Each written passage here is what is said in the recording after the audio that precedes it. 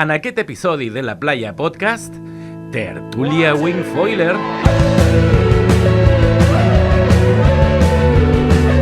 Avui toca Tertúlia Wingfoiler a l'estudi de Ràdio Ciutat amb Lluís Martínez, Joan Pedrosa i José Caro. Joan, hem sapigut que estàs navegant amb un foil elèctric. És veritat? Bueno, no és ben bé un foil elèctric, és una assistència. O sigui... Ja estem con excuses. Ja ens ho estem inventant tot. No, és una assistència perquè funciona amb qualsevol taula, o sigui, no és una taula de 40 quilos, ¿vale? Sinó que és la taula teva i simplement li poses a sota un mecanisme, una petita bateria, i et fa d'assistència. Què aconseguim amb això? Pues amb el foil, com ens dona que no hem d'agafar la ola a la trencant, a la rompent, sinó que podem anar darrere d'una moto i que ens deixi anar, pues ara que no tenim moto, pues anem amb aquesta assistència. Què fem? Aixequem, agafem una mica d'ondulació, estem molt lluny dels surfistes i anem fent la ona. Però bueno, com sempre, estem pagant perquè estem amb els inicis i suposo que això anirà evolucionant i ara estem cada dia aprenent algo, però molt a poc, perquè tampoc no hi ha un puesto de referència com fer-ho. Y es posible una mica autodidacta. Para la próxima entrevista, Cristian, puede ser que estemos todos ya contando nuestra primera experiencia con el foil eléctrico, porque esto va así, Joan prueba, todos nos reímos de él, hoy viene de darle también. O sea, sí. Está jodido, pero viene de darle por la mañana, o sea que no... Empecé con vaig començar amb una taula de 48 litros i ara sí estic amb una de 38, superpetita, i bé, dintre de les meves limitacions, però bé, el dia que vulgueu esteu convidats per... Bueno, que passin uns dies encara, perquè si no, no quedarem massa bé, però sí, veig possibilitats, A més que hi ha més coses, o sigui, això et serveix també d'assistència amb el wingfoil. Podries sortir amb una brisa que no et dona per aixecar i això et faria per començar. Però estem convidats a què? A que no remolcarà. Jo t'ho he dit més d'un dia de vindre, de provar-ho. Home, si t'agrada, ja llavors haurem de buscar un preu mòdic per jo sufragar el meu gasto. Per llogar-ho. Sí. Sí, no, a part, l'avantatge d'això que no estàs tota l'estona tirant de bateria.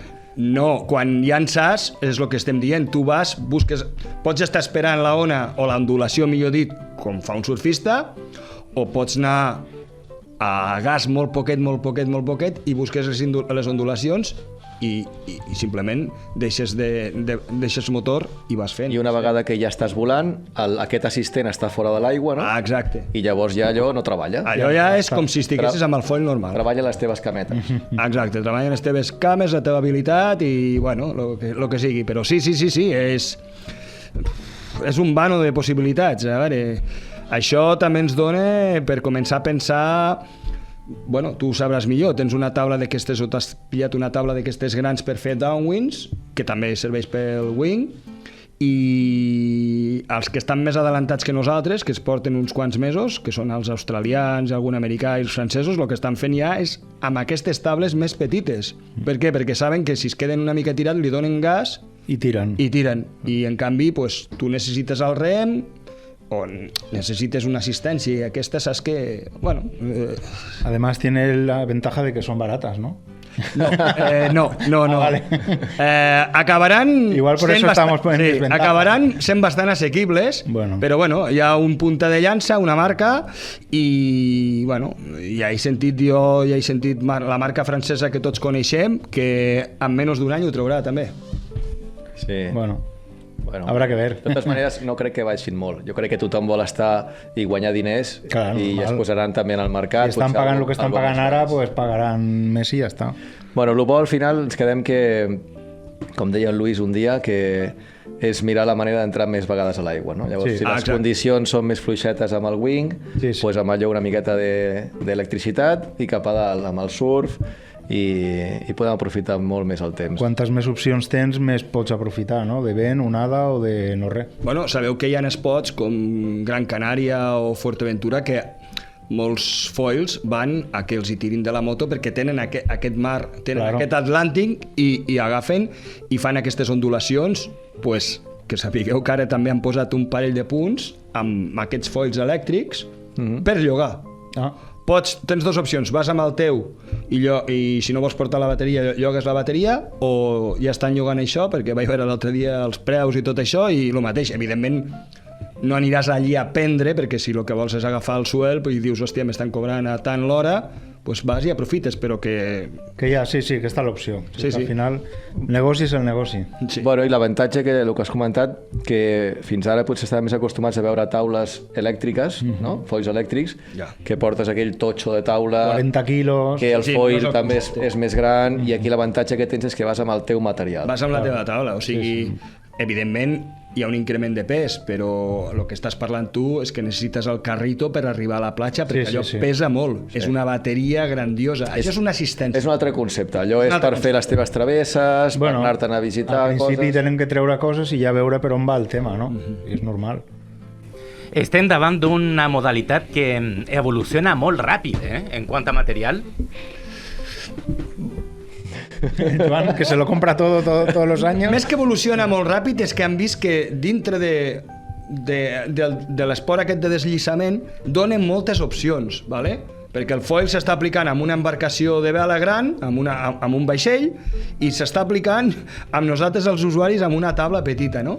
I dintre d'això hem vist ja modalitats de windsurf, hem vist la modalitat de wingfoil, de kitefoil, i continuarem veient coses. Vaixells petits. Sí, grans i petits. Per què? Fórmula...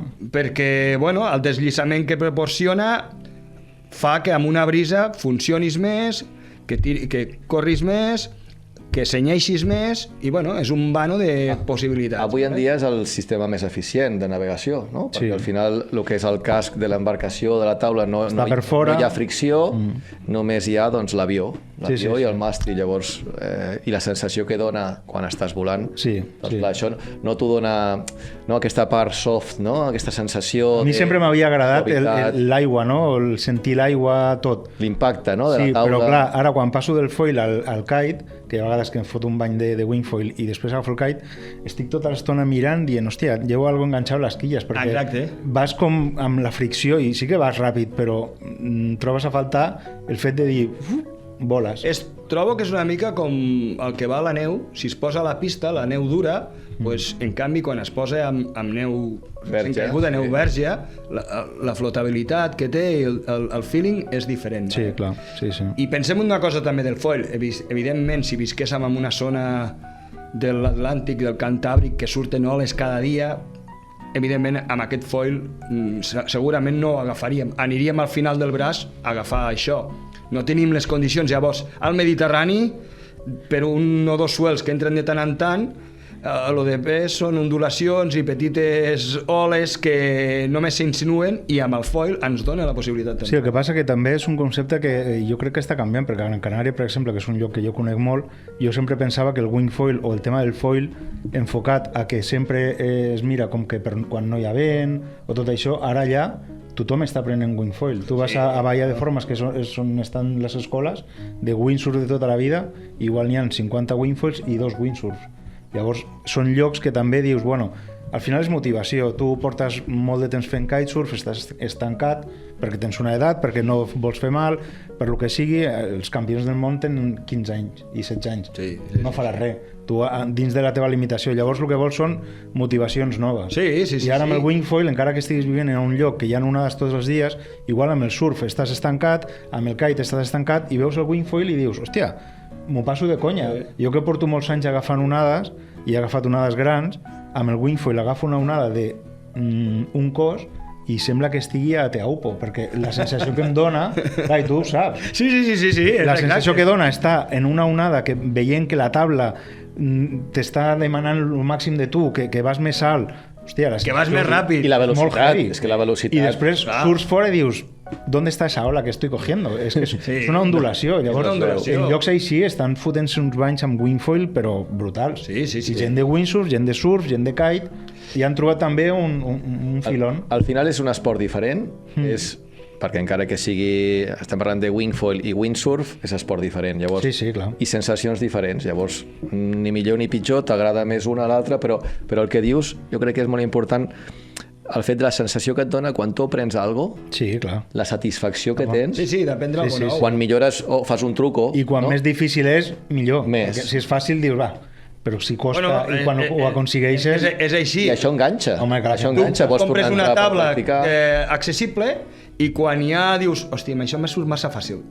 Què fas? Te compliques canvia. la vida i et compres una més petita. Ja. I dius, però què faig Fins que aquí? et passes i dius, Sí. ara ja m'he passat. He de tornar sí, a la taula sí. anterior. No, però és així. I aquí, a l'última entrevista ho vam parlar.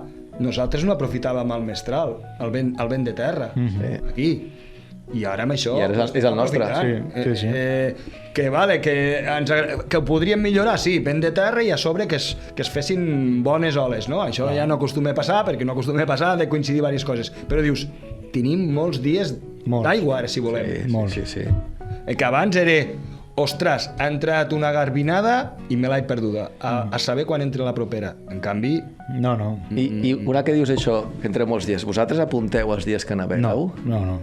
Això és una cosa que ve del windsurf, no? Perquè No sé. jo conec gent windsurfista que em diuen aquest any he navegat 50 dies. Hòstia. I ho compten. Ja. I no una persona. Jo conec passat gent amb que sí que ho persones fa amb el tema de surf, el que passa que jo crec que és massa lío. Bueno. Apuntar el dia, quantes hores o la onada que hi havia, el vent que hi havia, està molt bé com a base de dades, però jo no soc molt... Jo crec que ve del windsurf. Ve del windsurf i també va començar amb el kite, tens raó, la famosa pàgina que tots coneixem, la Winguru, vale? Pues els spots, sobretot els locals, els llocs que venien, que l'aparador era 300 dies de vent, Clar, 200... sí. O sigui, jo me'n recordo perfectament que tu no tenies tanta informació com avui dia. Llavors, m'han dit que si me'n vaig a República, a Cabarete, allí tenen molts dies de vent, o no sé què. I te presentaven aquestes estadístiques. Vas amb la garantia de que el viatge el fas... Tants dies de vent. Sí, els mesos de tant, un tant per cent. I venia d'això. I això s'ha anat... Pues sí, hi ha gent que s'apunta...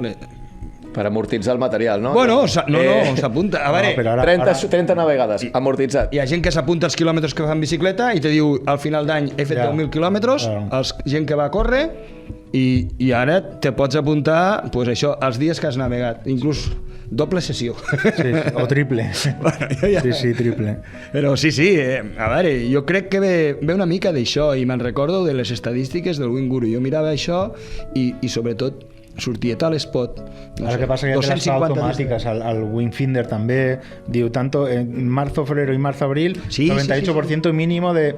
Sí, ara és tot automàtic. Avui dia hi ha molt... manual. Sí, abans ja... Però jo me'n recordo d'aquesta primera famosa pàgina que tots ens miràvem, que ara ja hi ha els que vulguis, que encara hi és, i ara saps que aquesta funciona aquí i que és d'això, i venia, I el buscavientos que tots coneixem també, abans era el buscaoles, bueno, no sé si era abans, era el mateix, però hi havia un buscaoles que a mi es van posar en contacte amb mi i volien que jo fos l'informador de la Pineda.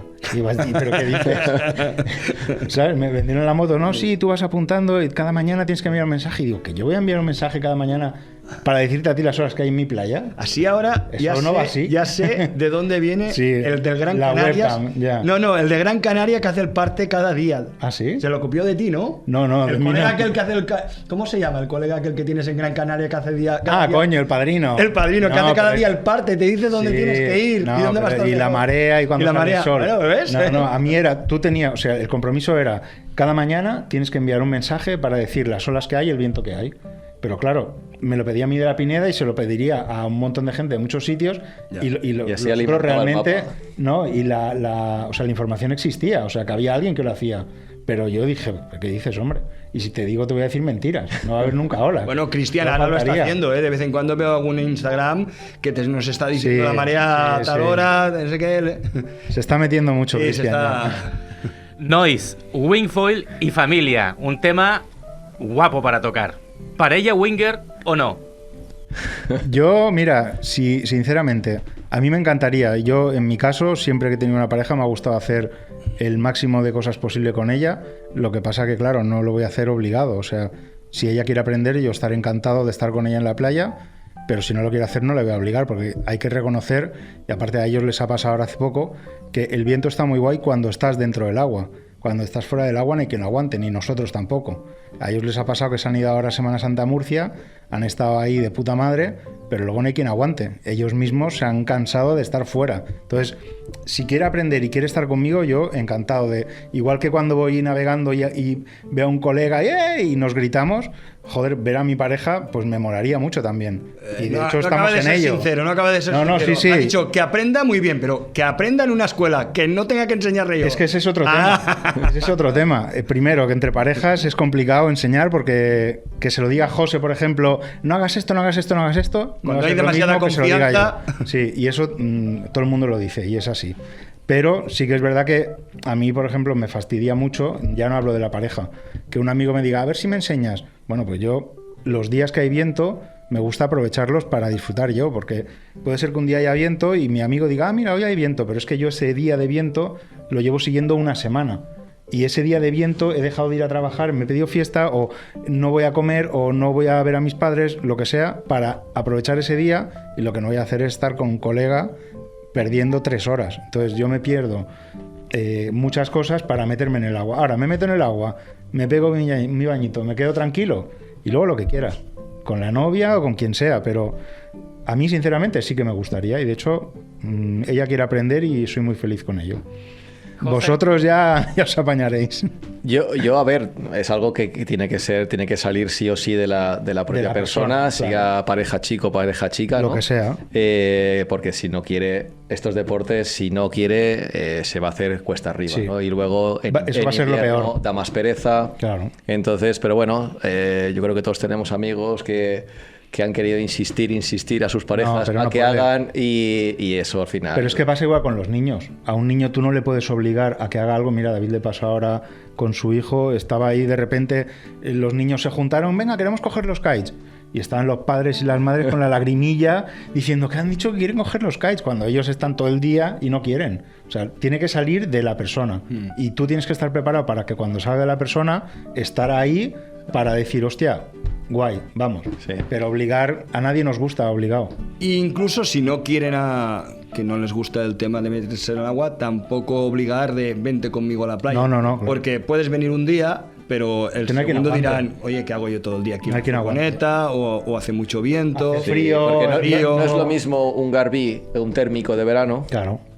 Que aún así también hay que llevarlo, ¿eh? Bueno, pero no es lo mismo que un mestral de invierno, frío. Lo suyo es... No hay quien lo aguante fuera. Termino la sesión a tal hora, si quieres quedamos entonces y vamos. No, pero bueno, al final esto son cosas de pareja, ¿no? Pero yo creo que una pareja también tiene que tener sus espacios, sus momentos, a mí que me respete, que cuando yo llegue, ¿qué tal, cariño, te lo has pasado bien? Pues venga, vamos a hacer lo otro, ya está. O sea, no, pero además lo que has dicho tú antes, o sea, si no llevamos el mismo nivel o... Como está pasando en todos sitios, hay especialidades. A uno le gusta hacer olas, claro. Y otro le gusta correr y otro le gusta saltar. Pues puede ser que tú hoy para hacer olas vayas a tal sitio. En cambio, para correr quieres el agua más plana y vas a dices, otro. Ostras, me gustaría ir a la playa de al lado. Ya solo por logística dices, ostras, solo hay un coche. Uno tiene que adaptarse. Entonces es complicado. Seguro que hay parejas que funcionan a mil maravillas, pero esto ha de salir espontáneamente. Al final todo requiere un esfuerzo. Si tú quieres que ella aprenda, pues no te vas a ir al spot de olas grandes, pues que vaya ella sola y tú te vas al otro, o luego nos vemos, o vas con ella un ratito y luego ya viene contigo. O sea, al final sería muy bonito que, venga, quiero aprender, ya sabes, vamos juntos. Mismo material, mismo todo, ¿no? Al final no... No, y además que luego... según qué situaciones dices, mira, pues yo este spot lo controlo, pero puede ser que dices, ostras, no estoy confiado ya, de que puede le pase pasar algo a ella o lo que sea, o a él, puede ser que ella tenga más nivel que yo y al revés, ¿no? Que ella esté pendiente de mí. O sea, entonces es complicado, es todo complicado. Es como, pero esto también debe pasar como el que va a correr. Yo quiero correr 5 kilómetros, claro. Y dice, yo con 5 kilómetros acabo de calentar. Yo necesito 20. Pues claro. Bueno, todo lo que sea en familia o en pareja mola, pero claro. Sí, pero sí. Que hay parejas que lo hacen y viajan y esto, sí, pero esto es un poco una lotería. No es obligatorio, pero está guay. Sí, hombre, en un mundo ideal pues estaría bien. Y luego un viajecito también. Claro. Solo nosotros, ¿no? Bueno, y además porque nosotros vamos, es que la gente, claro, puede pensar... Y un viajecito solo ella. Nosotros estamos todo el día en el agua, estamos reventados y a las 9 nos vamos a dormir, vamos a cenar y estamos deseando que llegue el día siguiente. O sea, hay veces que dice, hostia, el otro día, mira, me pasó a mí en el supermercado, hablé con un tío que bueno, dice, no, mis padres son de Cabo Verde. Y yo, hostia, qué guay y tal. Digo, pues yo estuve en Cabo Verde. Hostia, qué cabrón. Y encima el tío además súper, qué cabrón, no sé qué. Y digo, sí, ¿con quién fuiste? ¿Con la mujer? Y dije, no, con los colegas. Oh, qué cabrón, no sé qué. Y dije, tío, fuimos allí a hacer deporte. O sea, no sé lo que te estás pensando. Estábamos todo el día en el agua. O sea, no, es que a ver, no. Claro, nosotros somos deportistas, así que nos gustará el cachondeo y tal, pero yo voy a los sitios a practicar lo que no puedo hacer en mi casa. O sea, que... A ver, este febrero hemos estado en Gran Canaria. ¿Y qué plan hemos hecho? ¿Fuimos a cenar un día? ¿O y luego te queda cenamos cada día, sí, pero al lado de casa. Al lado de casa. Te queda poca energía después para grandes cosas. Además, yo voy a lo que voy, no sé, si quiero salir salgo aquí. No, a ver, si sabes que al día siguiente igual no va a haber condiciones ni nada, pues dices, mira, ese día sí, como en cualquier sitio, dices, pues me animo y hago algo más, pero dices, si mañana a las 9 quiero estar ahí como punta de flecha para escoger dónde me pongo y no sé qué, pues lo mismo, o sea, terminas exhausto. Sí. Nosotros si queremos ir a Ibiza vamos en invierno, que es cuando hay viento. Yo estuve hace poco y triunfé. A mí en verano no me vas a ver a mí. ¿Os sentís comprendidos por vuestras familias por esta locura del wingfoil? Sí, totalmente. A ver, yo experiencias he teniuna algunas con parejas que no lo han entendido, que no lo han aceptado, y bueno, pues al final es una cosita que ya no es porque sea wingfoil o sea otro deporte, es respetar el tiempo, ¿no?, que tienes para tu ocio. Y bueno, como hemos dicho antes, si lo puedes hacer en pareja, fantástico, pero si no, pues bueno, al final es entender que necesitamos, como cualquier otra persona con otros hobbies, ese tiempo de desconexión, de pasarlo bien. Y bueno, yo a veces tengo que ir a navegar y voy con el tiempo justo, pues entro, navego el tiempo y vuelvo rápido, pues porque queremos hacer otra cosa, ¿no?, en familia. Y bueno. Hoy día podemos hacerlo, que hace unos años, cuando no teníamos tantos medios, nos decían, no te podías organizar intuíamos que iba a entrar viento, éramos capaces de pasar toda una tarde esperando y no había nada. Deshacer todos los planes. Exacto, y al final no hacer lo Además que es la famosa ley de Murphy. O sea, ese día habías quedado para hacer no sé qué y luego hay problemas, ¿sabes? Hay morros. ¿Por qué? Porque no es lo mismo que coger unas bambas, irte a correr y tú decides que con el wing esto nos está pasando ahora, que hay más días, que tenemos ya también más medios para saber si no te sabe tan mal perdértelo. Si realmente va a entrar el viento o no. Y nos ha facilitado un poco, Lo que pasa que, como siempre, nos somos unos ansias, además, y puede ser que haya viento todo el día, pero queremos justo cuando va a estar mejor, o cuando puede haber una ola, o cuando vienen los colegas porque así estás con ellos.